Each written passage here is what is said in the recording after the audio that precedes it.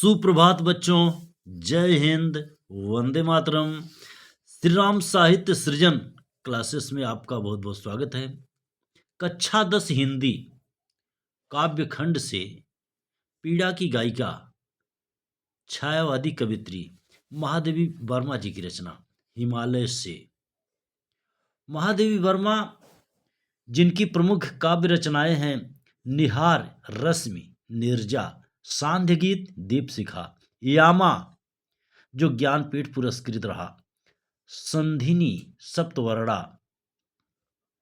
तो सांध्य गीत से ली गई यह रचना है हिमालय से, जिसमें मानवीय अलंकार का बड़ा ही सजीव चित्रण किया गया है। देखते हैं हिमालय से। हे चिर महान, यह स्वर्ण रश्मि छू श्वेत भाल, बरसा जाती रंगीन हास, शैली बनता है इंद्रधनुष, परिमल मल जाता बतास, पर रागहीन तू हिम निधान। नभ में गर्भित झुकता न शीश, पर अंक लिए है दीन छार, मन गल जाता नत विश्व देख, तन सह लेता है कुलिस भार, कितने मृदु कितने कठिन प्राण। प्रस्तुत पद्योतरण हमारी पाठ्य पुस्तक हिंदी काव्य खंड के हिमालय शीर्षक से उद्धृत किया गया है। इसकी कवित्री पीड़ा की गायिका छायावादी महादेवी वर्मा जी हैं। महादेवी वर्मा जी ने प्रस्तुत अवतरण में मानवीय अलंकार का बहुत ही सजीव चित्रण किया है। हे चिर महान, यह स्वर्ण रश्मि छू श्वेत भाल। हे चिर महान, हे हिमालय, तुम सदा से महान हो। यह स्वर्ण रश्मि छू श्वेत भाल, यह स्वर्ण रश्मि, यह सुनहरी किरणें जब तुम्हारे सफेद मस्तक को स्पर्श करती हैं, बरसा जाती रंगीन हास, तो रंगीन हंसी की बरसात हो जाती है। शैली बनता है इंद्रधनुष, और इंद्रधनुष के सातों रंग जब आपके मस्तक पर पड़ते हैं तो जैसे आपने एक सुनहरी पगड़ी पहन रखी है, बांध रखी है। परिमल मल जाता बतास, परिमल मल जाता बतास, बतास माने हवाएं, सेंटेड सुगंधित वायु का मालिश कर जाती हैं। पर रागहीन तू हिम निधान, हे हिम निधान, हे हिमालय, इसके बावजूद भी आप रागहीन हो। रागहीन का अर्थ होता है आसक्ति का न होना, इंद्रियों का विषयों के साथ संयोग होने के बावजूद ही आसक्ति का न होना रागहीन है। एक बार फिर देखते हैं। हे चिर महान, चिर माने हमेशा से, सदैव। हे हिमालय, आप सदैव से महान हो। यह स्वर्ण रश्मि, रश्मि माने किरण, स्वर्ण माने सुनहरी, सुनहरी किरणें छू श्वेत भाल, जब तुम्हारे श्वेत मस्तक को स्पर्श करती हैं, भाल माने मस्तक, तो बरसा जाती रंगीन हास, तो रंगीन हंसी की बरसात हो जाती है। शैली बनता है इंद्रधनुष, शैली माने पगड़ी, सिर पर मुकुट, पगड़ी। इंद्रधनुष, इंद्रधनुष के सातों रंग की छटा बिखेरता हुआ आपके मस्तक पर पगड़ी सदृश महसूस होता है। परिमल मल जाता बतास, हवाएं जो दक्षिणांचल मलय पर्वत से होकर चलती हैं, आपको स्पर्श करती हैं तो बदन पर मालिश कर जाती हैं सुगंध की। पर रागहीन तू हिम निधान, हे हिम निधान, हे हिमालय, इतनी शोभा, सुंदरता, सेवा के बावजूद भी आप रागहीन हो, आसक्ति रहित हो।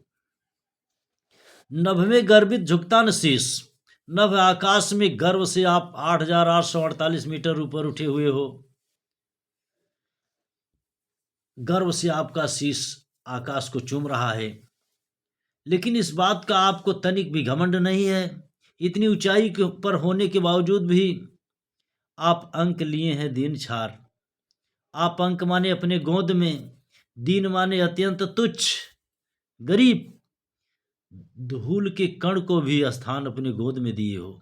मानवीय अलंकार के माध्यम से महादेवी वर्मा जी संकेत करती हैं कि महान पुरुष जो प्रसिद्धि के अति ऊंचाई पर पहुंच जाने के बावजूद भी दीन व्यक्ति को कभी नहीं भूलते, उनको भी हृदय में स्थान देते हैं। मन गल जाता नत विश्व देख, संपूर्ण संसार को अपने कदमों में झुका हुआ देख करके आपका मन द्रवित हो जाता है। नत माने झुका हुआ देख करके मन द्रवित हो जाता है। तन सह लेता है कुलिस भार, कुलिस माने वज्र।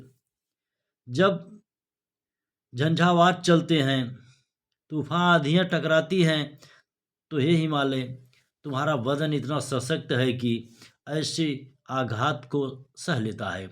महान पुरुष भी जीवन में आने वाली तमाम कठिनाइयों को सहर्ष सह जाते हैं, और किंतु कल्याण के लिए उनका जीवन होता है। कितने मृत, कितने कठिन प्राण। वर्मा जी कहती हैं कि एक तरफ आप कितने कोमल हो, मृदुआनी कोमल हो, एक कि संसार को अपने कदमों में झुका हुआ देख करके मन गल जाता है। उन्हें जल प्रदान करने के लिए, उनकी धरा को सिंचित करने के लिए आपके आंसू ही तो हैं जो सरिताएं रूप में प्रवाहित हैं। जहां आप झंझावातों को झेल लेते हो, कितने कठिन प्राण वाले हो आप। आगे देखते हैं।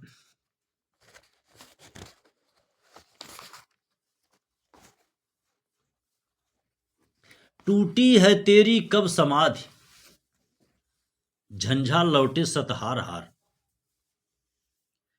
बह चला दृगों से किंतु नीर, सुनकर जलते कण की पुकार। सुख से विरक्त दुख में समान, टूटी है तेरी कब समाधि। हे हिमालय, तू एक साधक सन्यासी सदृश समाधि लगा करके बैठा हुआ है। इतनी झंझावातों को सहा है। कई झंझावातें तूफान टकरा करके सैकड़ों बार तुझसे हार कर चली गई, लेकिन तुम अडिग हो, तुम निश्चल हो, तुम्हारे ऊपर कोई असर नहीं। आप कितने समाधिस्थ हो, आपका समाधि अर्थात नहीं टूटा। बह चला दृगों से किंतु नीर, दृगों माने नेत्रों से, आंखों से। तुम्हारे जो नेत्र ही तो, नेत्रों से तुम्हारे द्रवित होकर के अश्रु ही तो बह रहे हैं संसार को सिंचित करने के लिए। सुनकर जलते कण की पुकार। जब रेगिस्तान में या मैदानी भागों में 47 डिग्री सेल्सियस तापमान में ये धूल के कण जलते रहते हैं, किसान के खेत जलते रहते हैं, तो तुम्हारे दृगों से, नेत्रों से सरिताएं प्रवाहित होकर के उन्हें शीतलता प्रदान करती हैं। सुख से विरक्त दुख में समान। वाह, तुम सुख से विरक्त हो, अर्थात परिमलमल जाति बतास, अर्थात हवाएं सेंटेड सुगंधित तुम्हारे बदन को मालिश कर गई, तो तुम विरक्त ही रहे सुख में। और दुख में समान, तमाम झंझावात को सह करके तुम विचलित नहीं हुए, दुख में समान। अंत में कवित्री कहती है कि मेरे जीवन का आज मूक तेरी छाया से हो मिलाप। तन तेरी साधकता छूले, मन ले करुणा की थाह नाप। उर्मे पावस दृग में बिहान। कवित्री की कामना है कि मेरा भी जीवन है हिमालय तुम्हारे सदृश हो। मानवीय अलंकार के माध्यम से संकेत किया गया है कि कवित्री कामना करती है कि मेरा भी जीवन आप हे हिमालय मूक होकर के, निःशब्द होकर के बहुत कुछ संसार को सीख दे गए। आपके जीवन सदृश मेरा भी जीवन हो। जैसे आप झंझावातों को सह जाते हो प्रसन्नता पूर्वक, ऐसे मेरे भी जीवन में यदि कभी दुष्प्रवृत्तियां प्रवेश करें तो मैं साहस के साथ सामना कर सकूं। तेरी छाया से हो मिलाप, मेरे भी जीवन का तेरी छाया से, अर्थात तुझसे प्रेरणा लेकर के मैं भी महानता को उपलब्ध हो जाऊं। तन तेरी साधकता छू ले, मेरा भी बदन तन जैसे तू साधक है बिल्कुल वैसे भी साधक बन करके झंझावातों को सह जाए। मन ले करुणा की था नाप, आप कितने करुणावान दयावान हो कि कण कण तृण तृण जलते हुए को आप सिंचित करते हो। मेरे भी जीवन ऐसे हो जाए कि मैं भी दूसरों के लिए जीवित रहूं, अर्थात मेरे भीतर दया की गहराई उतर आए। उर में पावस दृग में बिहान, उर माने हृदय में वर्षा हो, वर्षा ऋतुएं हो, आंखों में बिहान माने नया सवेरा हो। यह वर्मा जी की सांध्य गीत से ली गई रचना है। जय हिंद, वंदे मातरम।